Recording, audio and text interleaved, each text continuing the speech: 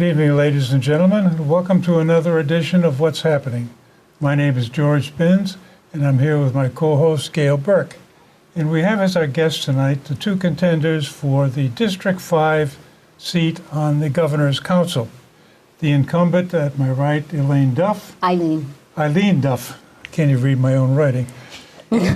And Rich Baker, who was with us a while ago. About 5 months ago, we sat down and talked about it. Yep. So you gave us at that time your description of what you thought the Governor's Council was all about. So would you start off this evening and tell us what you think it's all about since you've been there? I can tell you what it is all about, not what I think it is, what I know it is. Well, we're constitutional officers, as you know. It's the fourth branch of government in Massachusetts. And Massachusetts is unique because we don't elect judges, nor do we let the Senate appoint them. It depoliticizes it quite a bit. It really gives most of the power to the governor. And so based on this system, we are the final check and balance on the governor's final choice. So this is for the judges in the parole board, industrial accident board, some of the other boards as well. We also do the appointments of the justices of the peace, the notary publics, and we oversee and sign off on all the treasury warrants in the state. What's a treasury warrant? You brought that point up the other time. It's how the state gets paid. Because no one in the state gets paid if we don't sign off. Okay. It's how the bills get paid, yeah. So you have to do this, what, on a weekly basis? Yes, a monthly weekly. basis? Oh, no, weekly. Weekly. We meet weekly. There's a big difference scale between the meetings and the hearings. A lot of people don't understand that. A meeting could be anywhere from 15 minutes to maybe 45 minutes. Meetings don't go as long. Hearings go for hours, usually all day long. Sometimes if, this year on the Supreme Judicial Court hearings, when the Lieutenant Governor chaired, we broke for lunch. Typically, when we chair, we don't break. We'll break. We'll take like a 10-minute break or something like that. But we go straight through. We don't, and we go straight through the year. We don't take a break at all. Now, this is a part-time job, though. It is, absolutely. And the salary is? I believe the salary right now is $30,000, maybe. I think it's more like 36. Yeah, that's what I think. It may have gone up. I honestly don't know. I don't do it for the money, so I don't really care, frankly. You know, I think you got a $10,000 raise. The governor signed a raise into effect, and it was to go in 2016. But it was not all at once. It was to go in different times when it was going to be implemented. So I honestly have no idea whether it did or not. Okay. Now, you were recently... If you're doing this for the money... yeah. Well, it's a nice part-time job for that kind of money. But recently, you were going to run for the Democrat State Committee Chair. I had expressed interest in running for the Democratic Party State Committee Chair, right. And actually... Probably 2 weeks ago, I decided not to do it, right. And have been very public about that. And I've endorsed another candidate who I think is tremendously qualified for the position. Now, Rich, this is the first time that you have run for this particular office? Yes. Okay. I've run for office a number of other times. Right. Okay. Including running for Congress in 2008 and running for Pentucket Regional School Committee, and I'm currently on the Board of Assessors. That's an elected position in West Newbury. Well, I think one of the questions I had, particularly the recommendations for judges. What is your criteria for recommending a judge? And I know that there are different kinds of judges that the governor appoints, but is it the Supreme Court in Massachusetts? Do you appoint those judges as well? Well, the governor appoints, the Governor's Council approves. All right, you recommend. All right, okay. Yeah. And what are your criteria for a recommendation? I would look for judges that follow the rule of law, that will look at the text of the law, look at the facts, look at judicial precedent, and make their decision uniformly based on that. By doing that, you get the same decisions in Lawrence District Court as you do in Barnstable District Court, because every judge is following the same text and interpreting the facts against that text. Okay. Now, I assume that you would go along with that. Well, yeah. I mean, when we see folks, we know that they're good lawyers. Most of them are great lawyers. The governor doesn't just come up with names. They go through a huge vetting process before they even get to the governor's desk. Then he gets to choose from a short list who he puts forward to the council. And these folks have really been vetted quite deeply by that point. Governor Baker's chief legal counsel is Lon Povich, who has been a member of the Judicial Nominating Committee in the past. So he truly understands the process of selecting people to bring to Governor Baker for the governor to then make his decision of what, how he'd like to shape the court or who he thinks is going to be best on the court. Now, what is the breakdown as far as how many Democrats, how many Republicans are currently on the Governor's Council? Yes. There are currently 7 Democrats and 1 Republican, but frankly, party makes absolutely no difference on the Governor's Council, and it really never has. Yeah, a lot of the decisions are either unanimous or 4-4 ties. We've only had one 4-4 tie in the Baker administration. One. And what about the Patrick administration, the same thing? I know you weren't on it then, but... No, I served for 2 years with Governor Patrick. Governor Patrick's administration, when I was there, was quite different because we didn't have a lieutenant governor for most of the time I sat. Our Constitution has no provision to replace the lieutenant governor, which means the governor then takes on the duties of the lieutenant governor as well.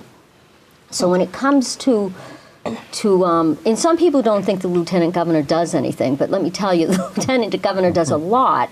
And depending on who the governor is, the lieutenant governor can do a tremendous amount. It just depends on what their relationship is with whoever they're serving. And again, it doesn't matter party-wise whether it's a Democrat or a Republican. It's their, how they decide to work together in this symbiotic relationship. So Governor Patrick was frankly at a disadvantage because there were more. He couldn't break a tie. If there's a tie vote, because there are 8 of us, we each represent an 1/8 of the state, which is bigger than a congressional district. The lieutenant governor breaks the tie. With Governor Patrick, there was no tiebreaker. So if it were a 4-4, people went down. Not one of Governor Baker's appointments has been rejected by the Governor's Council. Really? Not one. And that is with 7 Democrats. So it's not a partisan thing. Okay. It sounds a lot like the legislature, though, as far as being outnumbered by one party. No, it's not really, because it operates in a very different, it's very different. Here's the thing, Gil. And history will show us this even at the U.S. Supreme Court. I'm a great believer in the cream rises to the top. No matter who that person is that gets appointed, I think that most of these folks who apply for these jobs are doing it for the right reason. They're standing up for public service. The fact of the matter is, most of them could make more money or do make more money in private practice than they'll ever make as a judge. So to be serving, they're coming from a place of giving to begin with. You can't, there's not really a litmus test for them because you don't know how they're going to be exactly, because you don't know what the cases are going to be that they're going to be facing at the time, because history is constantly evolving and changing. So some folks who've been really conservative appointments, either to the U.S. Supreme Court or any local court, courts of appeals, federal courts, they turn out to be very different than what we expect. But what we want is people that understand the law and understand what we call the reading of the law. What do you mean by the reading of the law? Well, understanding, I think Rich sort of touched on it a little bit, of understanding what the consistency is in the law. Now, the reason why, like on the U.S. Supreme Court, they'll have their discussions. Of course, what we see is only part. The work is really done behind the scenes. Yeah. we get a play-by-play from the press of what the final decision was. Yeah, And but you very don't- seldom you hear about what went into that. Well, you don't see, if you're not in the chambers, you don't see Yeah. what goes into that. But a lot goes into it. I mean, if you have a chance to sit with judges in chambers, and they're not going to let us in on some of their discussions for decisions, but to actually sit around the tables and see how they do it. I mean, it's the reason why you could have someone like Justice Scalia and Justice Ginsburg be diametrically opposed on some issues, but be best friends. Yeah. That's possible, sure. Well, it's true. I mean, it's, no one was more devastated on his death than she was. Right. And I believe in that. I believe that you're not always going to agree with somebody on something, but that doesn't mean you don't work with them.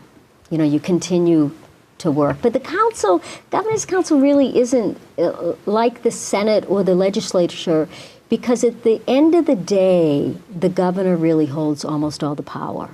Well, that leads to another question. The reason for the governor's council, isn't that something that the legislature could easily take on and eliminate the governor's council? Well, I have to tell you, I don't think, I don't know, Rich, I've been talking. Do you want to say something to that? Yeah, I'll defend that. Okay. The legislature their purpose is to create the law. Right. And that's different from the governor's council, which is to appoint the judges to interpret and follow that law. When you have them, when you have judges approved by the Senate, they're more likely to politicize it. It's more likely to be what follows the bills that they're passing, rather than looking at a judge that is just going to follow the strict text of the law. Impartiality. Right. In the council, it creates more impartiality. And here's the truth at the end of the day. It doesn't matter who the governor is, Democrat or Republican. They're not giving up the governor's council. It's never going to happen. And anyone that thinks it's going to happen is frankly very politically naive. It would also take a constitutional amendment and constitutional convention in over 6 years for that to happen. I don't think, I mean, Governor Baker was asked in his first term about that, and he said absolutely not. He would never want it to go away. And it would politicize it very, very much if you put it in the hands of the legislature. The other option is to elect judges, which you see which is done in most of the other states. Right. And there you've got the problem of judges needing to run campaigns and get campaign contributions, and who's going to contribute? It's going to be the attorneys that appear before them.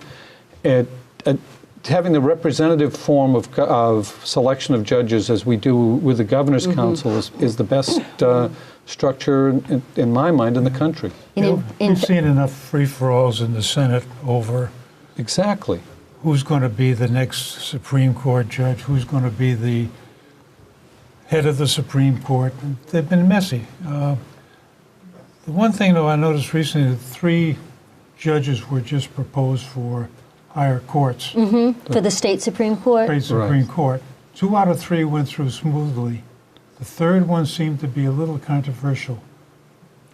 I think they all went pretty smoothly, actually. The hearings were quite long and intense for all of the candidates, and they all did quite well. Oh, I know the one that you might be talking about was Judge Budd. Right. Yeah. And Judge Budd. Right, I read about her as well. Because I think one of the comments that she made was taken out of context for what she meant it to be. And Judge Budd actually was, I don't know what you know about her and know about her family, a very big political family, very big Republican donors, very, very close ties to the Republican administration. And there were a lot of people that had concerns about her. I interviewed her at least 3 times in great depth and for a long time. What was the controversy you might want our viewers to know? I believe that, I have to remember exactly what she said. There was a question posed, and it's, I have to remember exactly how it said. It had something to do with, I think it had something to do with sex offenders.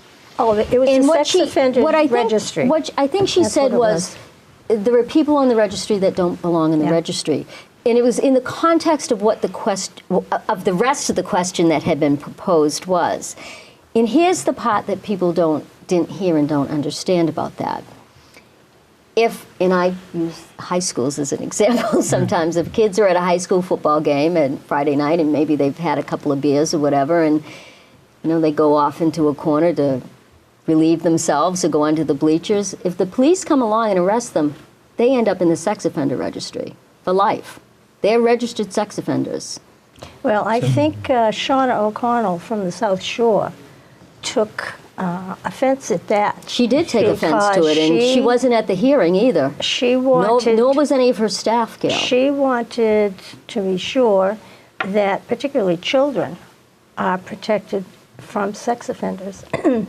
Now, I don't know what the final outcome was. Do they still have the registry? Do they not the have sex the offender registry? Oh, yeah. Oh, yeah, Okay. yeah. Okay. The sex offender registry is quite strict, and the governor makes the appointments Okay. to the people that he wants on the as overseeing that registry.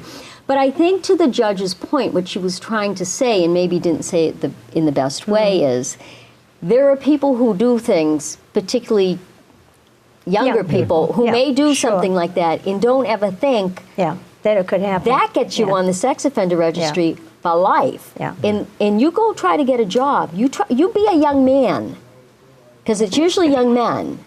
You be a young man and you're a registered sex offender the rest of your life. Good luck getting off of that.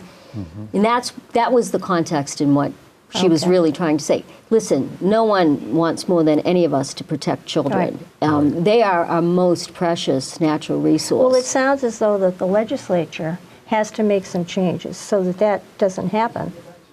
Now, can you get a commutation of a sentence that would remove someone from the sex offender registry, particularly in the cases that you're talking about? You'd have to. Well, if you want a commutation of anything, you have to apply to the governor. Right.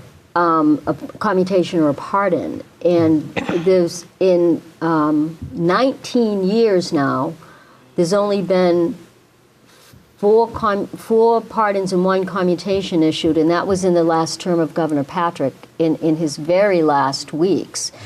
Before that, it was 17 years before any have been issued at all in Massachusetts. I think these commutations come before the Governor's Council for... They do. Yes. There was only one commutation, but there were four So you provide advice pardons. and counsel on them also? We do, and I can tell you what some of the pardons were.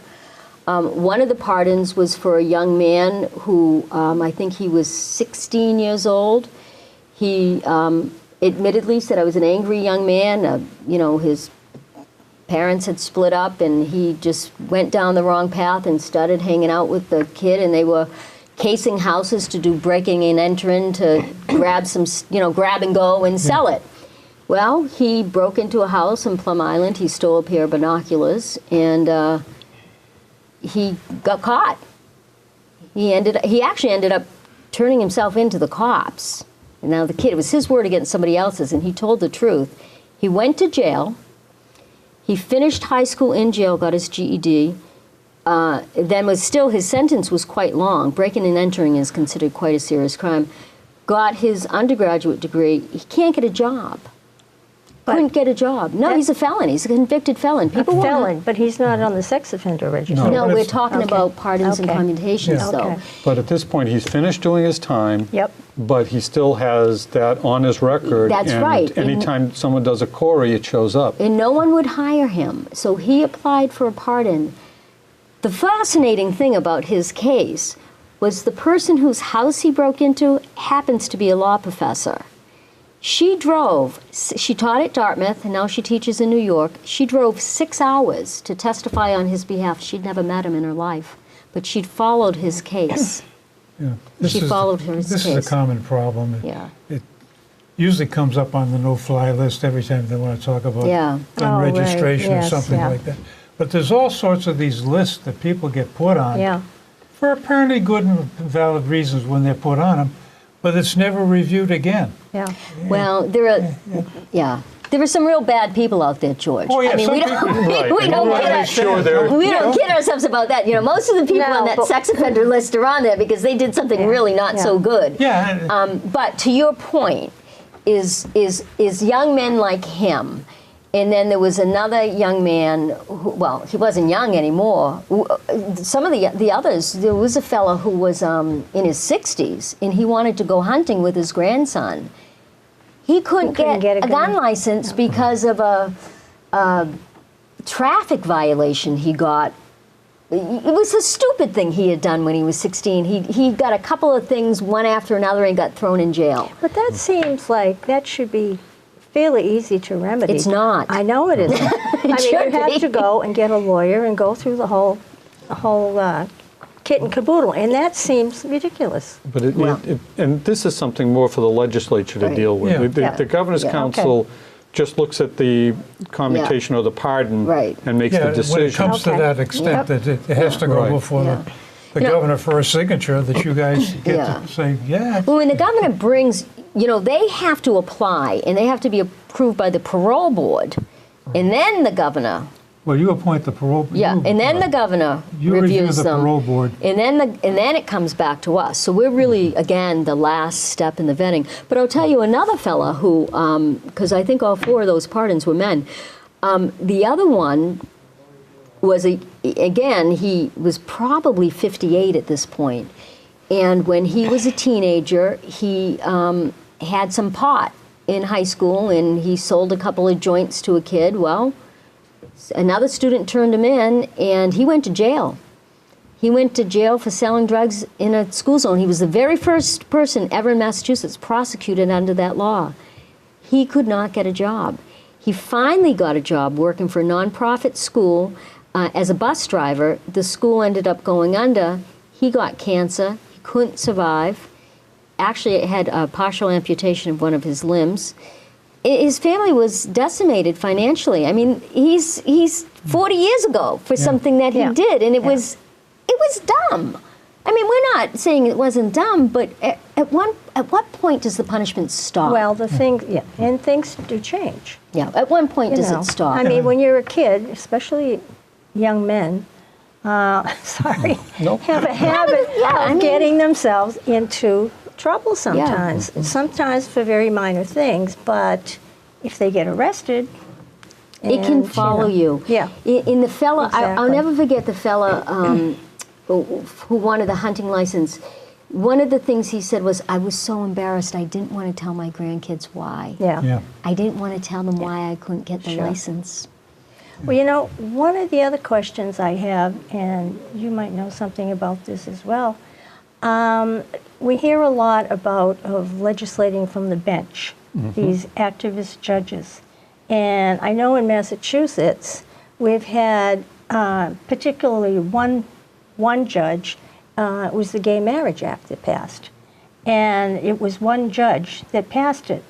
And I think at the time, I remember it, and I remember a lot of people were very upset about that because they wanted the Protection of Marriage Act to be between a man and a woman. Now, if you were, I don't know how you feel about these activist judges, but is that one of the criteria you would have for I think the question recommending? really When comes I- down to, if you're doing an interview like you did 3 times in Yeah. one particular one, what kind of questions can you ask, and what kind of answers do you expect to get to find out whether somebody is going to legislate from the bench or try to rewrite the rules? What I would look for is someone that can set aside their personal opinions and follow the rule of the law, the text of the law. This is something I do day in and day out with my job, with patent claims. You're going through the text of what's written there. What are the metes and bounds? What does the patent law cover? What does the patent say? And you apply the text. You read it in depth and analyze the words and figure out what the meaning was, what the text is. But what So- would you say to a judge to Some get that kind of candidates coming information? before you to be the next Yeah. Supreme Court judge, and you want to determine whether they are really going to do exactly what you just described. How do you get that out of them? Scenarios. You give them scenarios of something, of a situation where you know it's politically a bad position to take. Say you've got the Nazis picketing outside of a school.